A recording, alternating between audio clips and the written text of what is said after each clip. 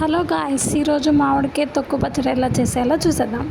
ముందుగా ఏంటంటే ఒక చిన్న మూకుడు తీసుకొని దానిలోనికి ఎండుమిరపకాయలు కొంచెం లైట్గా ఆయిల్ వేసేసుకుని వేపేసేసుకోండి. ఈ వేపి పెట్టుకున్న ఎండుమిరపకాయలను ఒక చిన్న రోల్ తీసుకొని ఆ రోల్లోనికి ఒక్కొక్కటిగా దంచేస్తే సరిపోతుంది. కొంచెం లైట్గా సాల్ట్ కూడా యాడ్ చేసేయండి. సాల్ట్ కూడా యాడ్ చేసిన తర్వాత నీట్గా దంచేసి ముందుగా మనం మామిడికాయని తొక్క తీసి పెట్టుకుంటాం.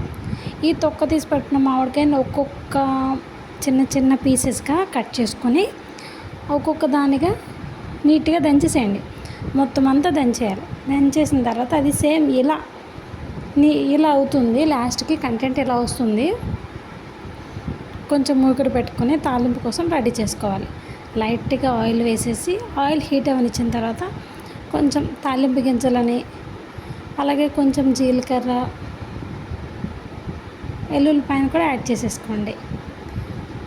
4-5 ఎండుమిరపకాయలు, 2 రెబ్బలు కరివేపాకు. ఈ తాలింపుని మొత్తం అటు ఇటు తిప్పుతూ ఉంటే ఇలాగే మనం ముందుగానే దంచేసి పెట్టేసుకున్నాం కదా మామిడికాయ తురుముని, ఆ మామిడికాయ తొక్కని మొత్తాన్ని ఈ తాలింపులోనికి యాడ్ చేసేయండి. అప్పుడు మామిడికాయలో ఉన్న పచ్చివాసన మొత్తం పోతుంది.